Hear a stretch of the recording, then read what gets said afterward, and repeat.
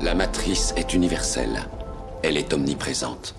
Elle est avec nous ici, en ce moment même. Tu la vois chaque fois que tu regardes par la fenêtre ou lorsque tu allumes la télévision. Quand tu vas à l'église, à l'église, à l'église, à l'église. Suite au génocide des Gaulois et aux nombreuses déportations réalisées par l'Empire romain de Jules César, c'est la moitié de la population gauloise qui a disparu. La Gaule est complètement ravagée. Les principales cités et artères sont complètement détruites. Mais tous les Celtes ne sont pas comme Vercingétorix, enclins à se rendre et à devenir les esclaves de Rome. Non, tous les Gaulois survivants vont résister en se repliant dans les campagnes, dans les forêts. Ce n'est pas un village, ni une dizaine, ni une centaine, mais des milliers de villages qui vont résister encore et toujours à l'envahisseur. Jusqu'à même contre-attaquer avec leurs alliés germains et entamer une reconquête, les invasions barbares.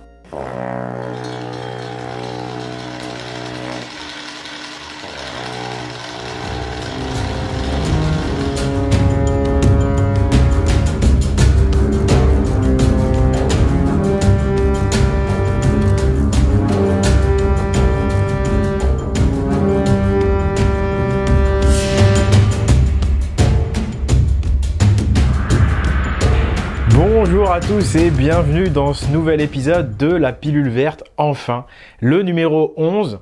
Je rappelle que le numéro 10 est pas si vieux que ça, c'était le génocide gaulois. C'est vrai, j'avais oublié de le préciser. Bon, maintenant c'est fait, on peut y aller. Suite à la victoire d'Alésia, Jules César n'a pas conquis toute la Gaule. N'en déplaise aux historiens romains ou d'idéologie romaine qui n'ont cessé de vouloir vanter les mérites de cette glorieuse civilisation romaine. Pour ce faire, ils ont essentiellement masqué le coût en vie humaine, le coût de la conquête romaine, et parler ainsi est un euphémisme, puisque vous savez que la guerre des Gaules fut un véritable génocide, dont je vous invite d'ailleurs à signer la pétition pour le faire reconnaître, et que cette victoire d'Alésia va déboucher sur des guerres incessantes entre les résistants gaulois et les Romains envahisseurs. Ces sinistres événements vont avoir un écho bien au-delà des frontières des Gaules. L'Europe du Nord va être au courant et Bretons et Germains vont se retrouver impliqués dans cette affaire, qu'ils le veuillent ou non. Déjà premièrement parce que des populations gauloises de plus en plus nombreuses vont venir se réfugier chez les cousins germains et bretons où ils vont trouver bon accueil.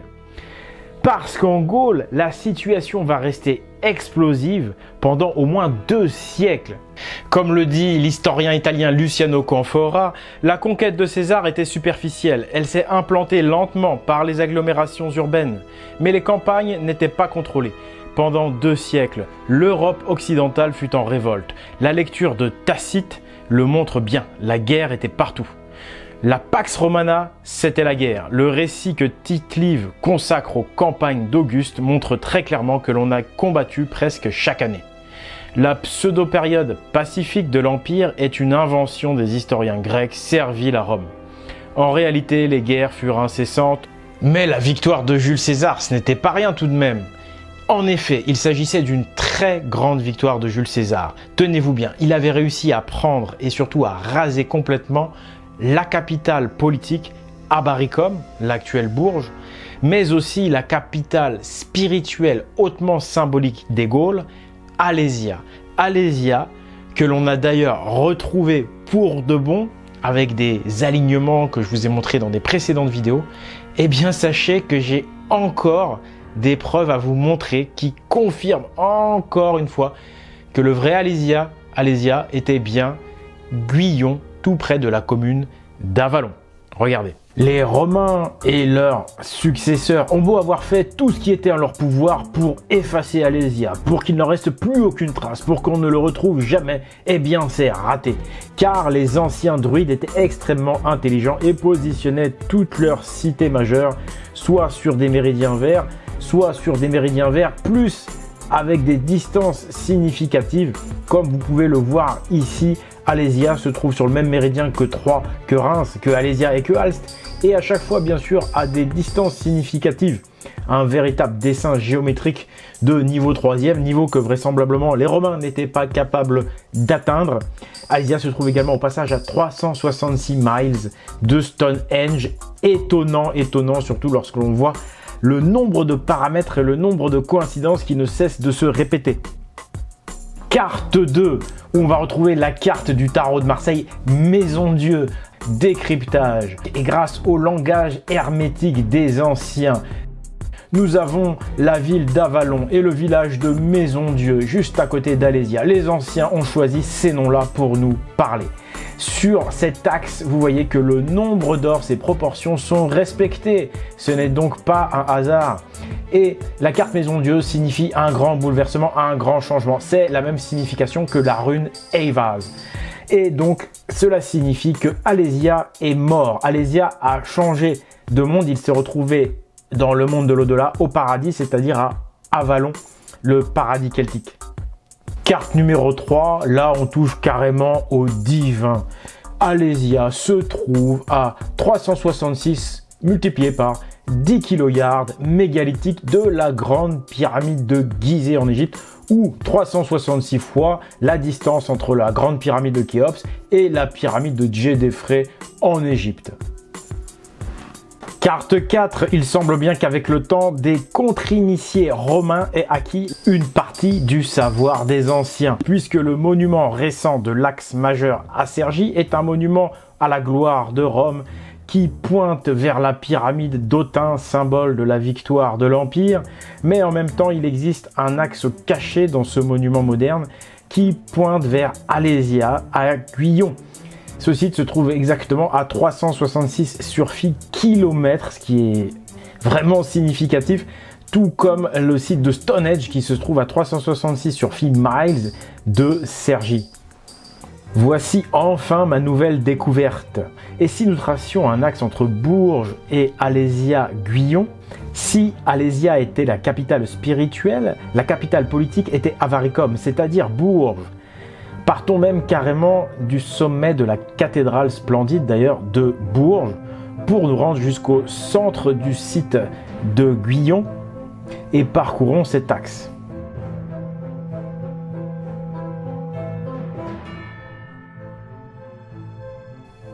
Eh bien cet axe passe non seulement sur la commune d'Avalon, mais en plein sur l'église d'Avalon.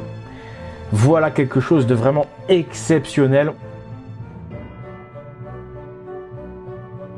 On a donc encore un axe exceptionnel qui relie la cathédrale de Bourges, l'église d'Avalon au centre du site de Guyon sur le mont Faux et le mont de Verre, c'est-à-dire l'Alésia authentique.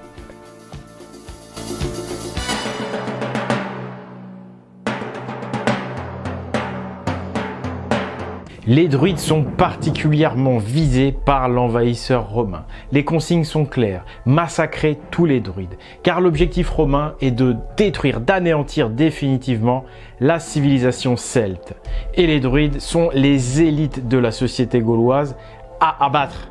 C'est pourquoi on va assister à une fuite ou un repli des druides dans le nord, à commencer par l'Irlande, mais également la Grande-Bretagne évidemment.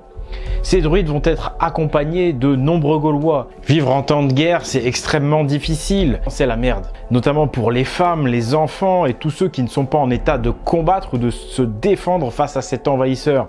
Et c'est pourquoi on va avoir une véritable migration celte vers la Grande-Bretagne et l'Irlande. Les druides vont être les leaders qui vont mener cette migration.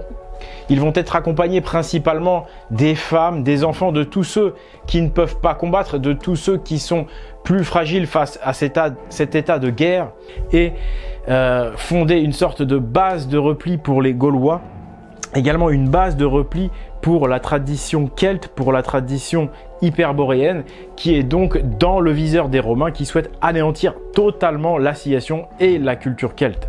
C'est ainsi qu'il faut comprendre l'importance du Nord dans la tradition et c'est pourquoi le Nord est si sacré. Le Nord, c'est l'origine très ancienne des Celtes. Ça nous ramène à la légendaire Hyperborée, cette civilisation de l'âge d'or. Ça nous ramène à l'île d'Avalon, l'île des Bienheureux. Ça nous ramène à l'île de Thulé, mentionnée dans le dernier Astérix. Quand même. Le Nord, quoi.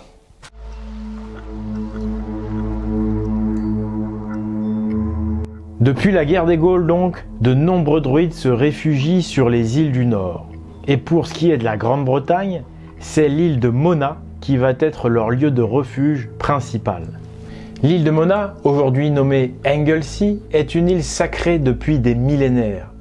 C'est un haut lieu celtique qui date de l'époque atlante, mégalithique. Elle comptait en effet de nombreux temples druidiques, des tumulus, des dolmens, des menhirs, autour desquels les druides effectuaient des cérémonies traditionnelles. Malheureusement pour eux, l'Empire romain va commencer à envahir la Grande-Bretagne dès l'an 43 après Jésus-Christ. Et dès 60 après Jésus-Christ, c'est le général romain Caius Paulinus qui va venir massacrer tous les druides et toute la population qui se trouve sur cette île. Ce génocide des druides est connu sous le nom de massacre de l'île de Mona. Les Romains n'épargneront personne, ni femmes ni enfants, comme à leur habitude, et détruiront tout ce qu'ils peuvent détruire en matière de temples. Les seules choses qui nous restent aussi, ce sont ces imposants monolithes, bien trop difficiles à détruire pour les Romains. En l'an 100, la Grande-Bretagne est sous contrôle romain, alors qu'en Gaule, la résistance va fatalement s'affaiblir. Voilà 2 siècles que les tribus résistent à l'envahisseur. Épuisées, de plus en plus de tribus vont accepter la Pax Romana. C'est un compromis avec Rome. D'un côté, les Gaulois acceptent l'occupation romaine en cédant leurs terres et en devant payer un tribut à l'Empire pour l'occuper et la travailler. Mais d'un autre côté, ils conservent dans une certaine mesure leur liberté, puisqu'ils ne seront ni déportés ni mis en esclavage. Et le plus important est que cela permet enfin d'arrêter cette interminable guerre. Les Gaulois les plus farouches et les plus épris de liberté préféreront quitter les Gaules et rejoindre les dernières terres libres, la Germanie. Si bien qu'au début du IIIe siècle, en l'an 200, les Gaules sont à peu près pacifiés. Mais malheureusement, cela ne va pas durer, car au IIIe siècle, l'Empire romain est en crise, une crise financière et systémique. L'Empire romain, son économie, elle est basée sur l'esclavage, sur la conquête et le pillage de ressources. Et à cette époque, l'Empire romain a déjà tellement conquis de terres qu'il ne lui reste plus aucune conquête facile et qui n'est plus capable de toute façon de conquérir de nouvelles terres. L'Empire romain n'est plus capable de capturer suffisamment d'esclaves pour faire tourner son économie. L'Empire va alors augmenter les impôts, augmenter le tribut qu'il demandait de payer aux Gaulois. Les impôts vont devenir tellement élevés que les paysans gaulois vont préférer quitter leurs terres, se barrer et rejoindre encore une fois la dernière terre libre, la Germanie. Les paysans s'enfuient de leurs terres. Quand les impôts deviennent tellement forts, tellement intenses et que la pression est tellement mal vécue que l'on ne peut plus vivre sur sa terre, eh bien un certain nombre de paysans sans le sou, notamment en Gaule, décident de prendre le maquis, voire même de partir en Germanie. C'est-à-dire que les impôts vont nourrir la pression militaire parce que des gens vont se joindre aux barbares pour attaquer l'Empire romain. L'Empire a tellement de mal à réunir de l'argent qu'il n'arrive même plus à payer ses légionnaires. La crise est grave, les légions sont affaiblies, si bien que les réfugiés gaulois et leurs alliés germains vont y voir une opportunité. Une opportunité que les historiens officiels d'idéologie romaine nomment les invasions barbares, alors qu'objectivement, il s'agissait d'une reconquête gallo-germanique.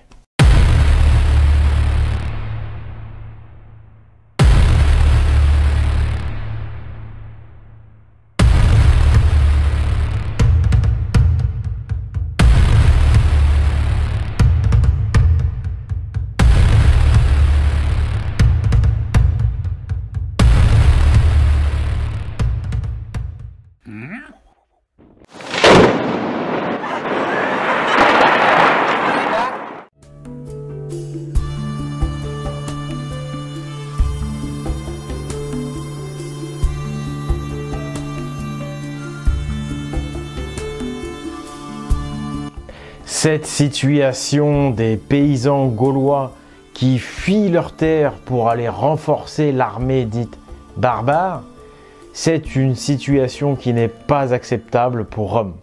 C'est pourquoi ils vont réformer la loi. Ils vont attacher les paysans à la terre, c'est-à-dire qu'ils vont leur interdire de quitter leur petite parcelle. C'est ce qu'on appelle le début du servage, le début des serfs. Vous savez, ces paysans attachés à la terre, dont on nous dit souvent que ce sont les seigneurs germaniques qui ont inventé ce système. Eh bien non, vous en avez là l'origine et la cause. Le servage, cette forme d'esclavage, puisque là il n'y a vraiment plus de liberté, eh bien le servage est une invention romaine. L'alliance entre Gaulois et Germains était on ne peut plus naturelle. Premièrement parce que les Germains subissaient la volonté de conquête romaine depuis des siècles. Ils avaient vaillamment résisté avec notamment le héros Arminius. En l'an 9, ils avaient infligé des corrections aux légions romaines qui avaient préféré se rabattre sur la Bretagne. Ils avaient ensuite vaillamment résisté à cet empire, même s'ils subissaient régulièrement des razzias et des rafles effectuées par l'Empire. Parce que régulièrement, l'Empire pénétrait en Germanie pour venir capturer des esclaves dans les petits villages germains. Ils avaient donc un ennemi commun avec les Gaulois, mais vous allez voir que les affinités ne s'arrêtent pas là, car les Germains étaient des Celtes. La différenciation entre Celtes et Germains est une division artificielle créée par les intellectuels romains à l'occasion de la guerre des Gaules.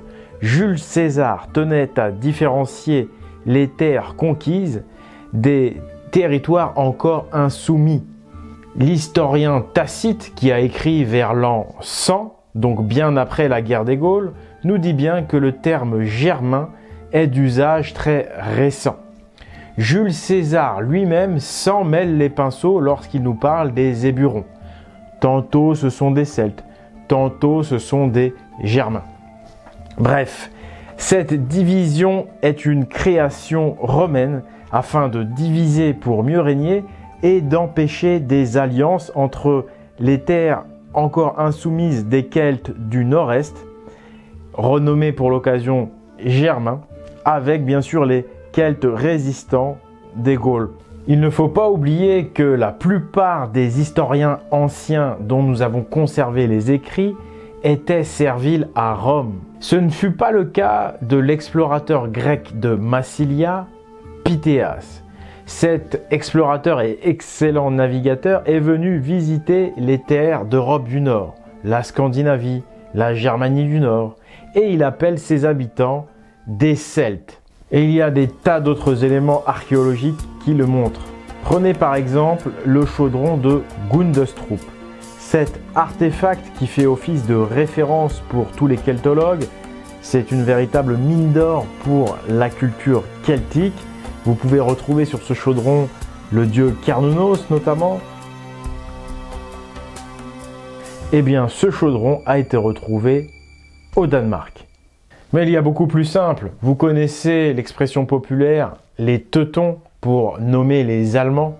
Les Teutons, eh bien, ce mot vient de l'étymologie Teuta, Teuta qui est un mot gaulois qui veut dire tribu, Teuta qui ramène à Teutates, Teutates appelé de façon plus populaire par Astérix Toutatis. Eh bien, les Teutons tiennent leur nom de Teutates, qui est également un dieu germanique, en plus d'être un dieu gaulois, et dont l'étymologie, donc Teuta, veut dire tribu, et a également donné le nom Tuatha, la Tuatha des Dana, la tribu de Dana. Teutates, c'est le dieu père de toutes les tribus. Un jour, en discutant avec Pascal Cazotte, il me glisse comme ça. Tu sais ce qui me fait penser que les Celtes étaient des Germains et vice-versa? C'est que moi, je suis descendant, me dit-il, de la tribu des Ruthènes. Les Ruthènes, c'est l'Aveyron. C'est une tribu gauloise originaire de l'Aveyron dans le sud de la France. Et il me dit, tu sais, l'étymologie de Ruthène, ça veut dire les têtes rouges. Et c'est une étymologie 100% germanique. Citons d'autres auteurs, Simon Pelloutier dans son ouvrage Histoire des Celtes et particulièrement des Gaulois et des Germains, publié en 1740, il nous dit « Les Germains étaient des Celtes et les Hyperboréens sont les Celtes. Les Celtes, les Vikings, les Germains de l'Ouest, les Germains orientaux, plus récemment nommés Slaves, sont les descendants du milieu culturel nordique qui s'est éteint il y a 3200 ans à la suite de catastrophes naturelles. Ces anciens Celtes sont nommés par les auteurs grecs les Hyperboréens.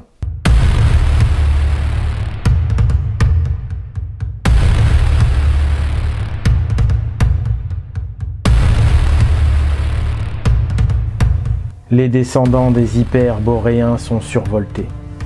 Le vieux dieu commun, Théotétos, a laissé sa place aux plus guerriers, Odin et Thor. Odin.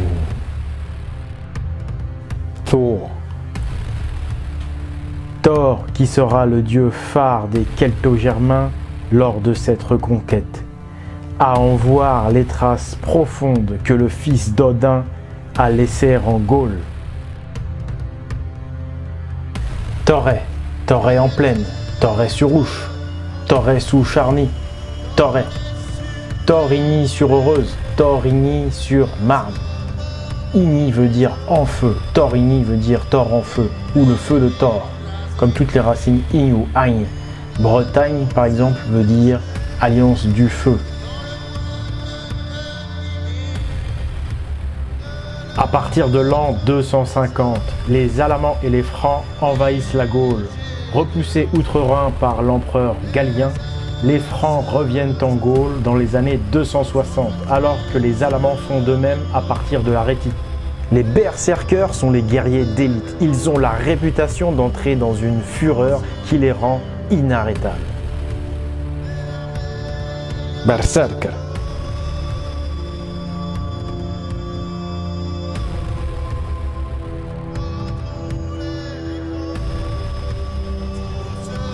En 275, les Francs pénètrent plus en avant en Gaule par le Rhin et la Meuse, pendant que les Alamans progressent en suivant les vallées de la Saône et du Rhône.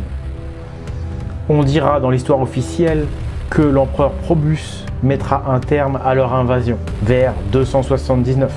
Pour être plus sincère, disons que ces tribus odinistes sont parvenues à s'installer définitivement dans des régions que l'on appelle aujourd'hui l'Est de la France, la Champagne et la Bourgogne, des régions qu'ils ne quitteront plus alors. Ces tribus celtes odinistes reviennent au nom des dieux de la justice, Tyr et Thor. Ils rétablissent en effet la justice en libérant les peuples de l'emprise et de l'esclavage romain. Si le fief d'Odin se trouve au nord, eh bien son fils Thor va se tailler un fief en Gaule. Nous sommes en l'an 300. Quelques années plus tard, vers 350, ce sont les Saxons qui vont imiter Francs et Alamans, en venant rétablir la loi de Thor et ainsi libérer serfs et esclaves dans les régions que l'on nomme aujourd'hui la Sarthe, la Mayenne et la Basse-Normandie. Régions que les Saxons vont alors occuper à partir de 375. Si vous avez apprécié cette vidéo, je dois vous rappeler l'importance du combat que je mène.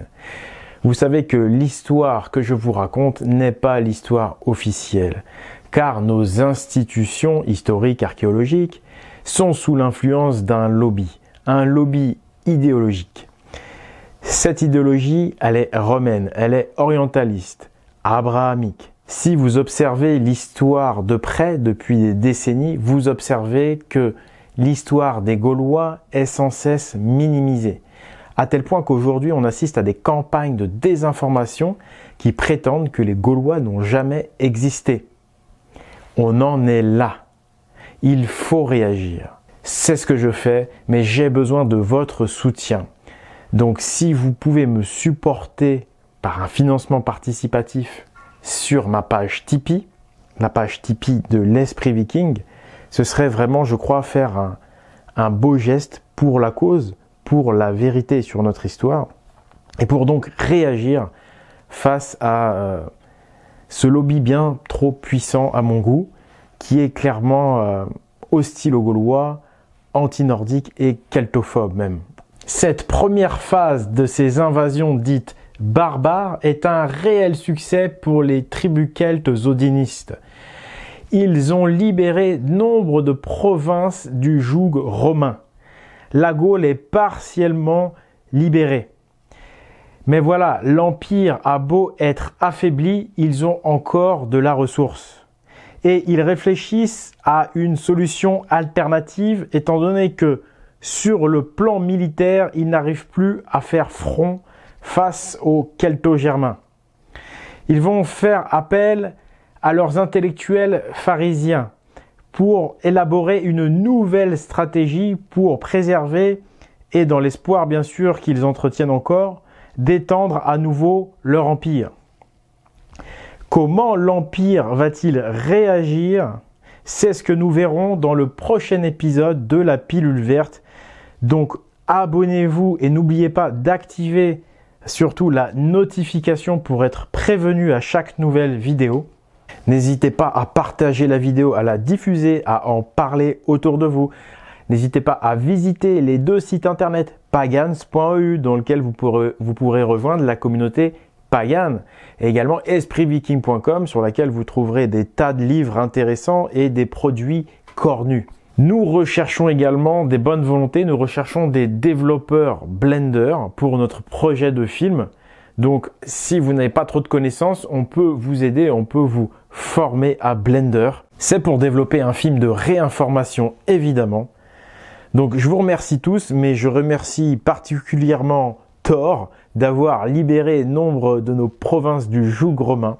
Donc merci à Thor, merci à tout le monde. C'était Oleg de Normandie pour vous servir. À la prochaine et Thor, salut!